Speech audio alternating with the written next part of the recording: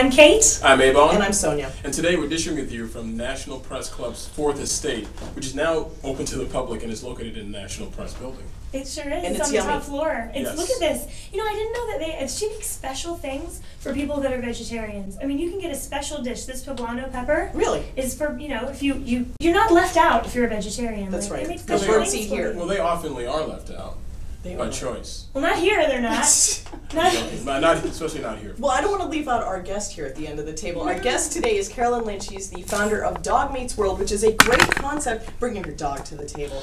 This is the whole idea, is that when we go on vacation, when anybody goes on vacation, you could take this little setup and take pictures of folks and give them the pictures. Can you explain a little bit more Absolutely, about the whole absolutely. program? I can. The whole idea behind Dog Meets World is that we can connect cultures through the power of photography. We get photography. We take 1 million pictures. We share them instantly on Facebook, Twitter, your email, whatever. But when you travel in the developing world, and I have done that extensively, and I've taken 1 million pictures and I bring back, and it came to my understanding that these kids so often have never had a photograph. So we're taking away their image, not sharing anything, showing our friends, not sharing it with them. So I said, we can change this. And those kids probably don't have Facebook, so it wouldn't And they make don't any have sense Facebook, to- and they don't have email. There's no easy way to get them. People, I'll mail it back to the hotel. Please give it. Your best intentions get lost once you get home. So I'm a little confused. How does the dog fit into all of this? Well, the dog has a little history to it, but we needed some way to interact with kids when there's a language barrier. And children who have frequently never posed before in their lives, they don't know what to do. They stand there with their arms just draped at their sides, looking actually sometimes a little bit terrified. Mm-hmm.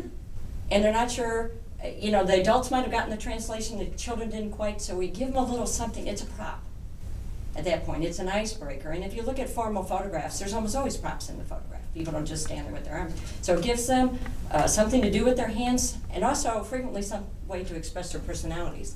Because they either hold it this way, this way, this way. We've had it on their head, they this, they kiss, you know, they whatever.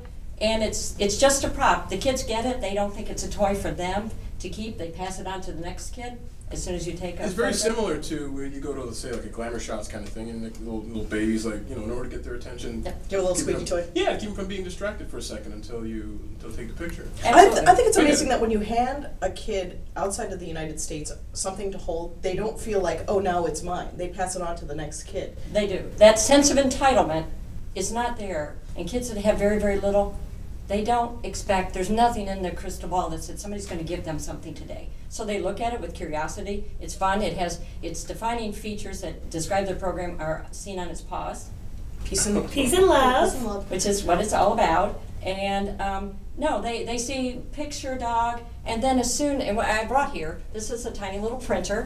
It's a portable printer. That's a printer. wow. It's a Which- That was a nice printer. one. Which is the whole thing. Like, okay, if I'm going to go to Peru and I'm Mhm. going to backpack the Inca Trail, Right. and I want to do your program, the packing of the supplies is a concern.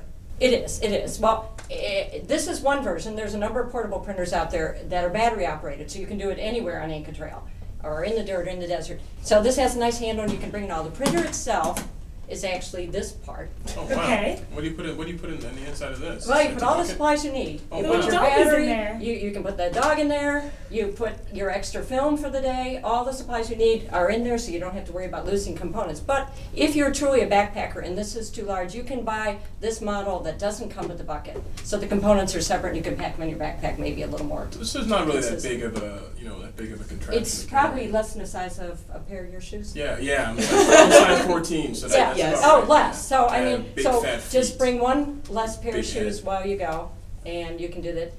It holds all camera cards, Okay. so you put the battery on the back, and you're ready to go. It takes less than a minute, and you print up a photograph, and I brought some photos Oh, to brilliant. so you and a couple pictures of the dog, so you have an idea. So this is basically for, obviously for a lot of the children in the developing world, or why what prompted you to start this? The aha moment came when I was in Haiti. I was sitting on a stoop, and I was told that these little girls that I was taking my picture with to do my Angelina Jolie moment Mm-hmm. had never had a photograph. And so I'm just taking their lovely image, put it on my desk at home, and I got home and I said, I have tens of thousands of photos, and they don't have a single one. They don't have a single one. And I thought, it's not like Greg Mortensen. I don't have to go and build a school and spend years away from my family. It's not like putting in a well. It's something that I could do. I could get a printer and I could give them a photograph. It's diplomacy at its most basic level, just another avenue for diverse cultures to interact and share. And we know how powerful photographs are.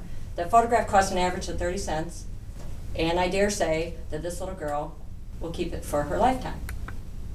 And always know that experience of this person that I didn't know stopped and shared this with me. How many countries has your project been? 32 as of today. Oh, wow. Now, how are you reaching out to get people to join you in this, or how are people finding out about it?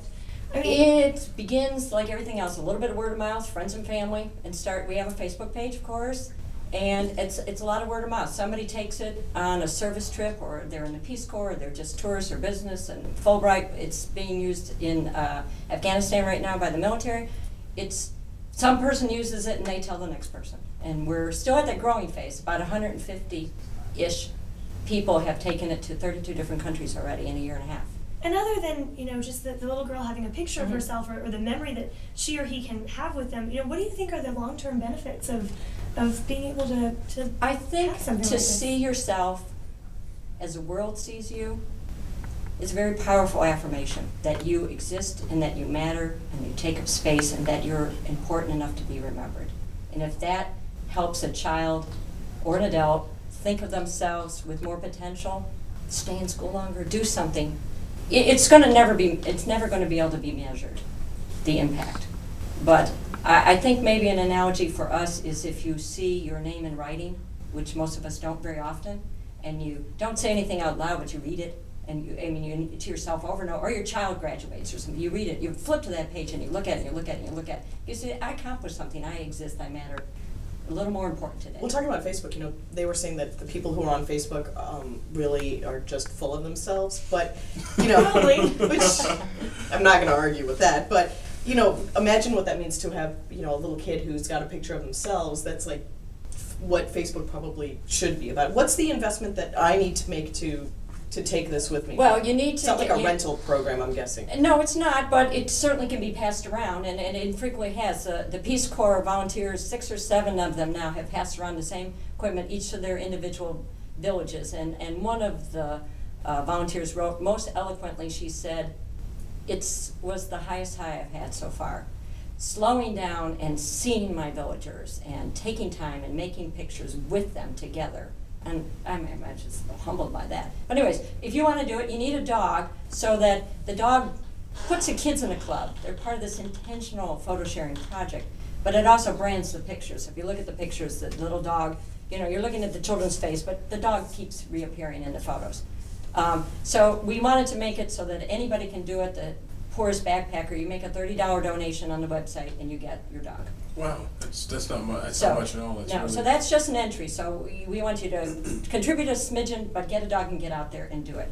I can't really discuss the prices, but if you're online savvy, just say if you can figure out that for less than the price of a decent point and shoot, you can have all this equipment and enough film to do 100 photographs. And take peace and love to the world. That's Peace and love right. to the world. Peace, love, and memories. Thank you so much for being here and making Thank a you. memory with us. We've had Thank a great you. time dishing with you. And as always, we've had a great time dishing with you, too. Make sure to follow us on Twitter at The District Dish and also on Facebook. We'll see you next time.